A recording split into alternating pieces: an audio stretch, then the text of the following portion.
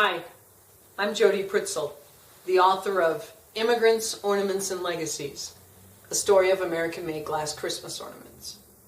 You know, the whole thing started out just because I wanted to understand my own shiny, bright Christmas ornaments, where they came from, how much they cost, when they were made. I spent 10 years of my life in the research and writing of this book. It was a great journey, and it all started back in Germany, which is why the first section of the book is called Immigrants. Max Eckert, Bernard Wilmsen, George Franke, the men that created the Christmas industry all came from Germany. And with them they brought German Christmas ornaments. It was the hotbed of Christmas trade at the time. Males in Lauscha were responsible for blowing the glass into the molds. The mold was greased, and then a blob of hot glass was placed in the bottom of the mold. The glass blowers were quickly closing the top of the mold and then blowing the thin glass downward through a small hole into the mold cavity. Lauscha females also played a role in ornament production. After the mold was separated and the glass removed, mothers and daughters filled each ornament 1/4 full of silvering solution.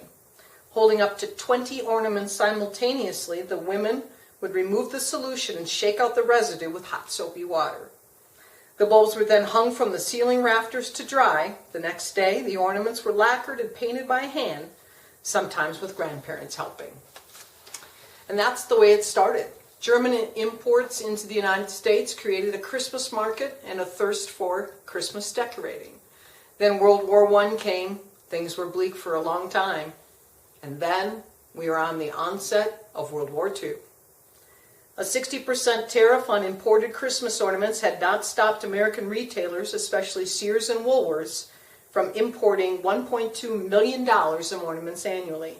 For decades, tariff percentages were raised, lowered, eliminated, and reinstated. The overall net results have been positive for importers like Strauss Eckert, who had a ready supply of imports from their German factory near Lauscha.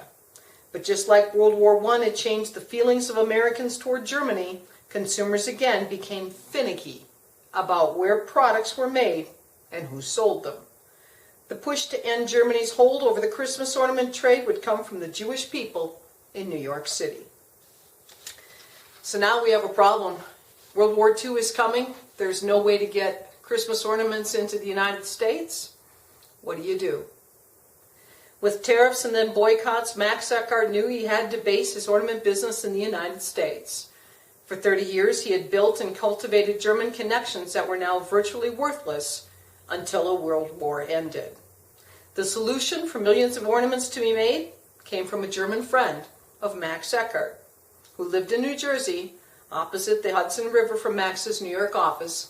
His name was Otto Kohler. Otto had come from Germany. He was a glassblower by trade. He was also working at a glass bulb factory that was making light bulbs. In all of the United States, there were only 12 machines capable of producing light bulbs.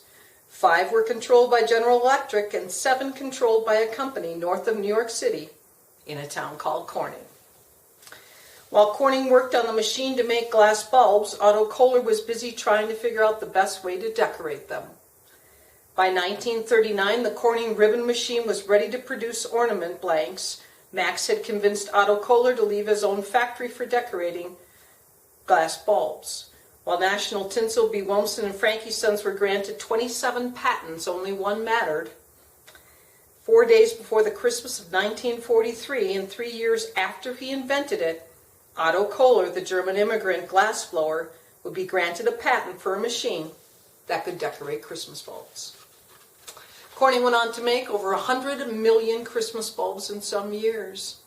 And this whole industry, and I bet if you go upstairs and look in your attic or ask your grandmother or great-grandmother, she'll probably tell you she has American-made glass Christmas ornaments.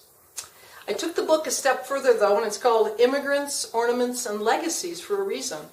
I tracked down the descendants of the ornament companies to find out how they celebrated Christmas and how their families turned out. Edward Philip Franke III. At the Franke factory, Edward Jr., my dad, always had a decorated tree in the lobby 365 days a year. There were 2 kinds of ornaments hung on the tree. Those made by our company in Baltimore and some from Germany. The German ornaments were gifts and samples from firms. They wanted my father to import the handcrafted ornaments into the United States and sell them on their behalf. It's kind of ironic that to think it was the same as it was in the late 1800s, German companies in the 1960s wanted to reach the U.S. market. It was still the case years later. Right before Christmas, Dad would close the factory and convert the packaging area into a dining hall for a celebration. All of the employees would sit down, long tables to a catered lunch. Dad would thank the employees for their hard work and wish them a Merry Christmas. He'd send them each home with their families, having a gift of a ham from the George Frankie Sons Company. It was a relief to have Christmas come after the busy times of the summer. If you'd like to learn more about American-made glass Christmas ornaments, check out my YouTube channel. Just search on my name, Jody Pritzl, or search Shiny Brights, and a few videos will come up from my YouTube channel. Thanks again to the Colorado Authors League for your support of authors, and Merry Christmas.